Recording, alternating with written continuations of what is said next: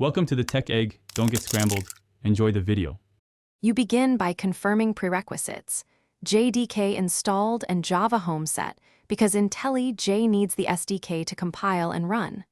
Once that's in place, open IntelliJ and choose New Project. Make sure you select the correct SDK version. This ensures compatibility. Name your project and pick either a plain Java or Maven/Gradle template. You're taking the first actionable steps now, so the IDE can create the right folder structure and build files automatically. Once done creating the project, set up the source layout and a package to keep code organized. This matters for builds and imports.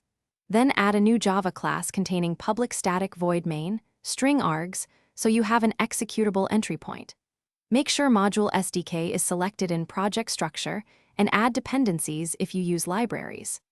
These steps let IntelliJ compile and resolve symbols correctly, preventing runtime class path issues later.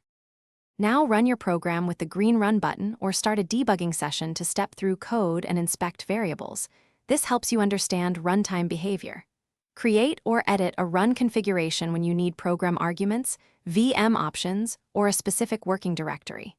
If something fails, check the SDK and module settings first, then read the console stack trace to pinpoint the fault. A single troubleshooting tip: if classes won't compile, re-import the project or invalidate caches and restart IntelliJ. Then try again. Thanks for watching. Consider subscribing if I helped unscramble your problems.